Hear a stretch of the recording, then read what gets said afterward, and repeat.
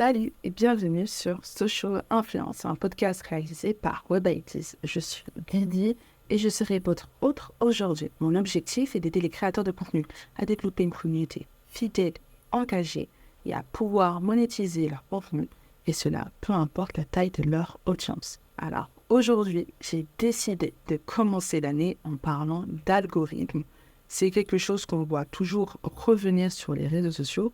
C'est presque le nerf de la guerre. Vous allez comprendre que je suis d'accord, mais qu'il y a quand même quelques petites nuances à avoir. Mais avant de commencer ce podcast, j'aimerais tout d'abord te souhaiter une bonne année. J'espère que tu rempliras tous tes objectifs et que surtout, tu arriveras à être un as des réseaux sociaux, parce que j'imagine que si tu es sur ce podcast, c'est que ça t'intéresse plus ou moins. Alors, pourquoi j'ai décidé de commencer cette année avec les algorithmes? Comme j'ai dit, c'est un sujet qui revient souvent. On en parle régulièrement, et puis surtout, il y a un petit truc que je vois souvent passer, qui est que l'algorithme a encore changé. Peu importe le réseau social, que ça soit TikTok, Instagram, YouTube, tu as l'impression que toutes les semaines, l'algorithme a changé. Alors, c'est pas forcément vrai.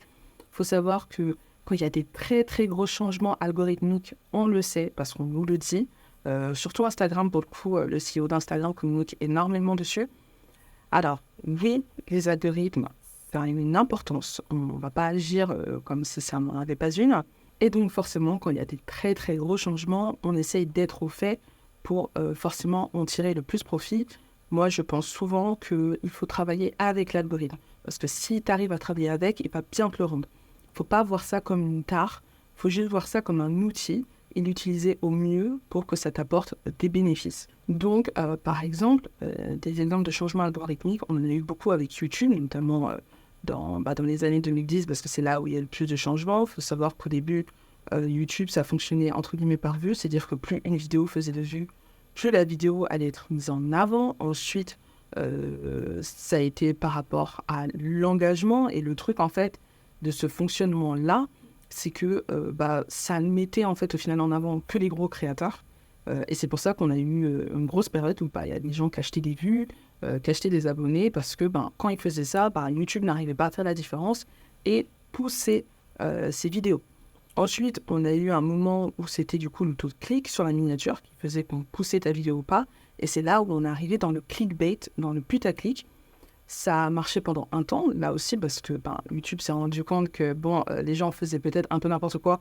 Et du coup, il a encore retravaillé son algorithme. Et là, on arrive, je pense, dans une ère un peu plus pérenne, où on va avoir des changements algorithmiques, mais vraiment plus minimes, où en fait, il n'y a pas un, mais il y a des algorithmes, ça va avoir plein de choses.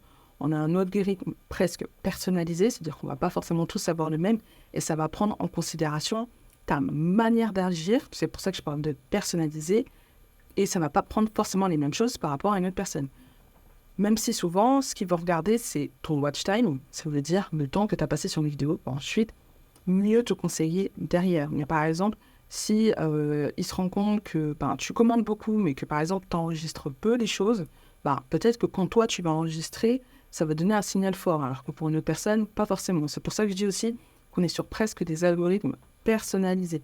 Mais le truc, c'est que maintenant, avec les algorithmes, on a des créateurs qui sont là justement pour satisfaire cet algorithme. Et on en arrive presque, en fait, sur un burn-out. C'est-à-dire que les créateurs n'en peuvent plus parce que leur but, c'est de toujours satisfaire l'algorithme. Donc, ils vont poster de manière consistante. Ils vont même poster plusieurs fois par jour. Là, je pense à TikTok ou à Instagram. Ils vont se rendre littéralement malades. Et quand ils vont voir que les vidéos ne fonctionnent pas, donc ils ne font pas beaucoup de vues, qui ne font pas beaucoup de likes, etc., en fait, ça va être la fin burn-out. Et ce qui est marrant, c'est que avec de plus en plus les réseaux sociaux qui nous poussent les données, donc là je pense à YouTube, quand vous arrivez sur YouTube Studio, vous ne pouvez pas rater, vous avez vos données, vous avez le classement de vos vidéos, vous savez tout, même si vous n'avez pas envie de savoir. Pour TikTok, il faut y aller, pour le coup, vous n'aurez pas accès directement quand vous allez arriver sur votre compte TikTok. Pareil sur Instagram, il faut que vous allez dans vos paramètres pour voir vos données. Le truc, c'est que maintenant, les données nous sont tellement mises en avant, il y en a qui gèrent très mal et en fait, qui se rappellent que ce n'est pas pour ça qu'ils font des vidéos ou du contenu, du moins.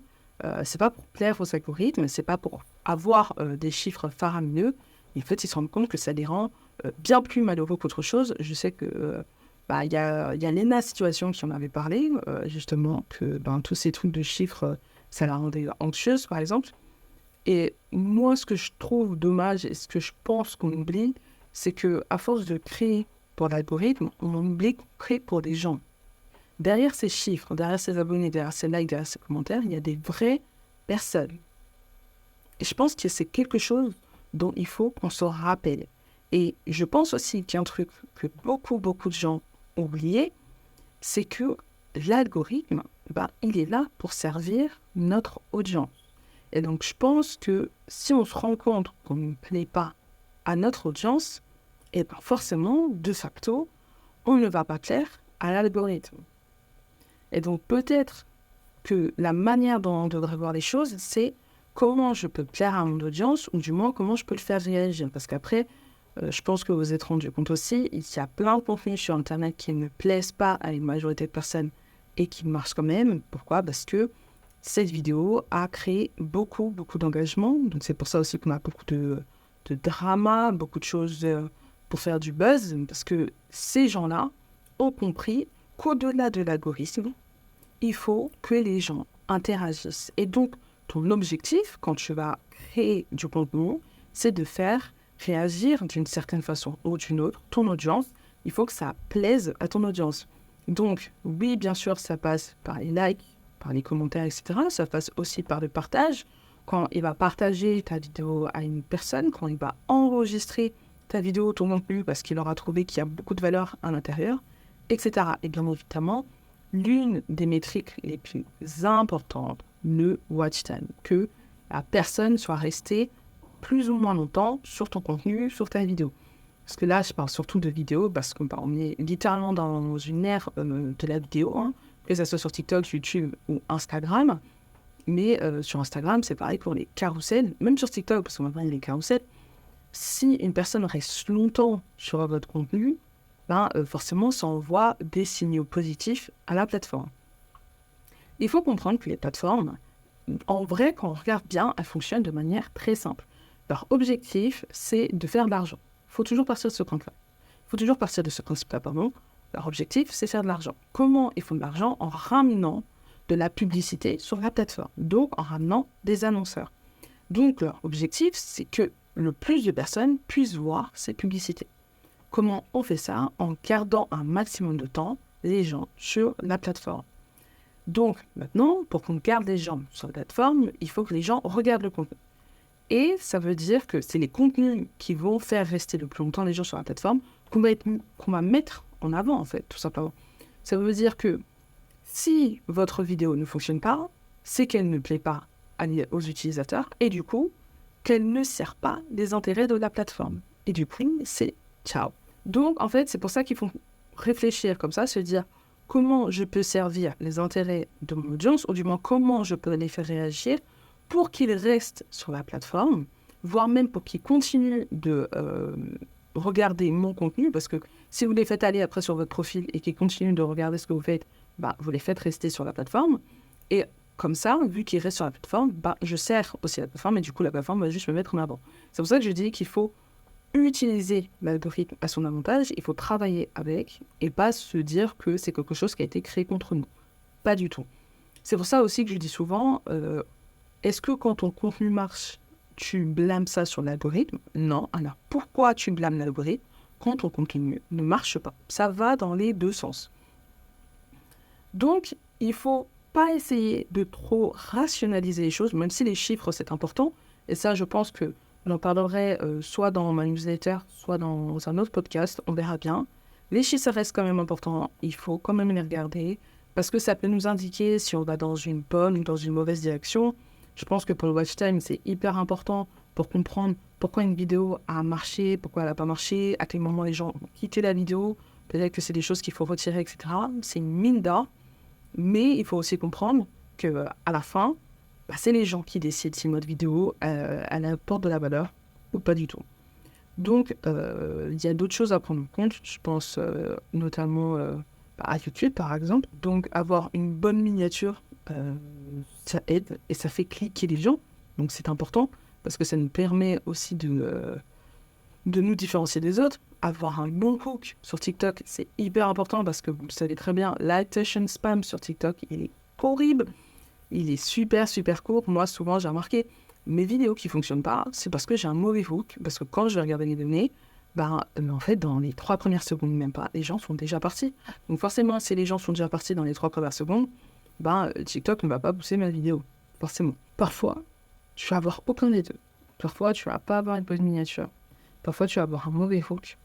Et ta vidéo, elle va quand même fonctionner. Et pourquoi ? Parce qu'au final, c'est l'humain qui choisit. Moi, je suis tombée sur une vidéo YouTube il n'y a pas longtemps. Le titre, il voulait rien dire. La miniature, elle était dégueulasse. Et pourtant, le mec, il a fait masse de vues alors qu'il n'avait quasiment pas d'abonnés. Et c'est pour dire que parfois, l'humain, il est complexe. Et il y a des choses qui vont lui plaire. Tu vas pas comprendre pourquoi ça va lui plaire. Mais ça va lui plaire.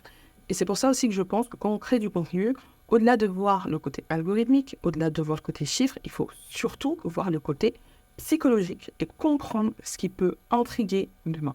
Comprendre ce qui peut lui faire cliquer ou pas. Comprendre ce qui peut lui faire rester sur une vidéo ou pas, sur un contenu ou pas. Moi, je sais que j'essaye de voir un peu plus mon contenu de cette manière. Donc, je teste énormément de choses en ce moment. Ça marche pas. Il y a beaucoup de choses qui ne marchent pas, pour le coup. Mais je fais beaucoup de testing. Je teste parce que j'ai envie de voir ce qui parle aux gens et sur quel côté psychologique je peux, entre guillemets, les avoir, tout simplement.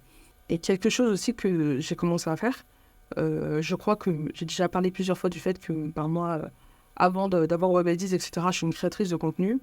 Et quand j'ai commencé la création de contenu, je faisais des choses littéralement pour l'algorithme. Ça veut dire que je voyais les vidéos qui marchaient, je voyais quel titre de vidéo marchait, miniature qui marchait, donc j'allais dans ce sens-là. Et le problème que j'ai rencontré, c'est que mes vidéos, elles ont fait des vues, mes vidéos, elles sont même apparues sur des recherches Google. D'ailleurs, petit aparté pour vous dire que quand votre vidéo, elle apparaît sur YouTube, sur Google, qu'est-ce que ça marche ? Franchement, c'est free win. Par contre, le problème, c'est que au niveau de l'humain, je ne me retrouvais pas. Parce que, en fait, l'humain ne restait pas.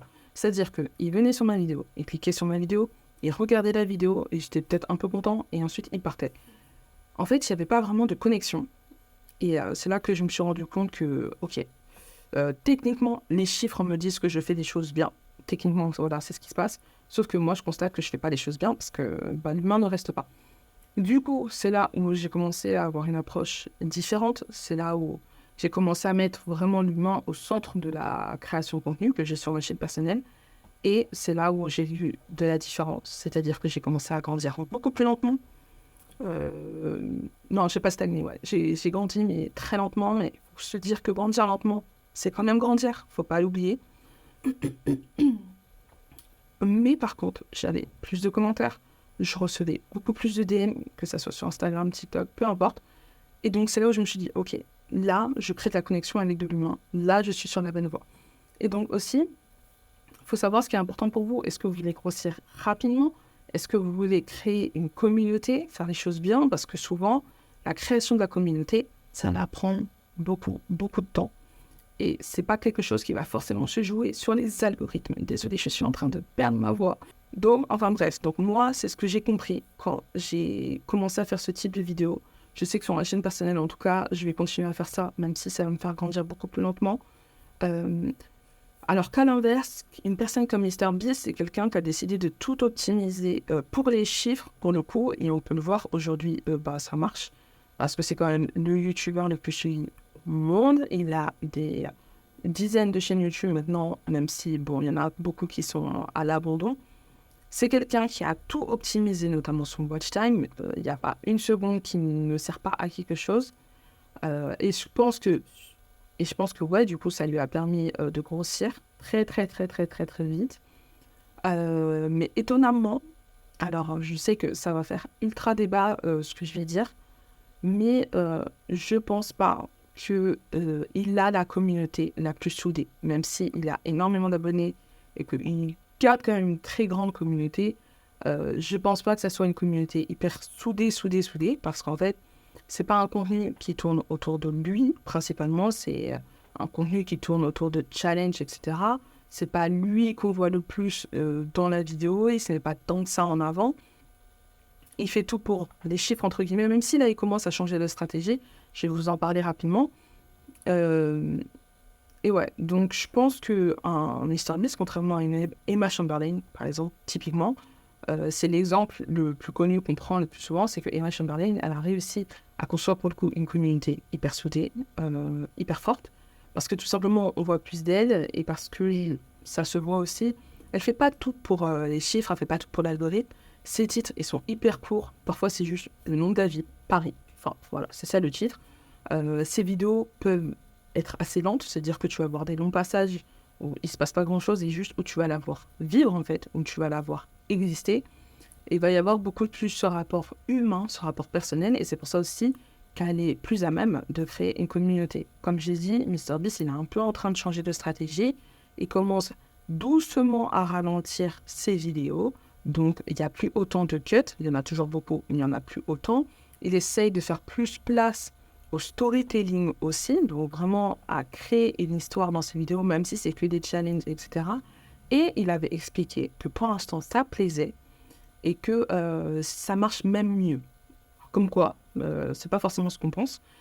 Du coup, je pense que s'il continue dans cette vague-là, c'est-à-dire de ralentir un peu les vidéos, de rentrer plus en connexion avec l'humain, avec le psychologique, du coup, et à faire beaucoup plus de vidéos avec du storytelling, parce que le storytelling, ça connecte aussi un peu avec le psycho, parce qu'on nous raconte une histoire et l'humain est surtout un être qui adore les histoires. Je pense que là, la communauté, elle va être beaucoup plus forte qu'aujourd'hui. Pas qu'il n'a pas une communauté forte, je trouve juste que la communauté n'est pas à son potentiel maximum. Voilà. J'espère que cet épisode de podcast t'aura plu. Moi, ça m'a fait plaisir de revenir et de parler surtout des algorithmes, qui est un sujet dont je parle pas trop. Il y a énormément de choses à dire en réalité sur les algorithmes, mais j'ai pas envie de m'éterniser et surtout, ça va différer selon un peu les réseaux sociaux. Mais bon, j'ai expliqué le principal. Cette année, j'essaierai de faire en sorte d'être beaucoup plus présente sur mon podcast. Donc, on se revoit très vite.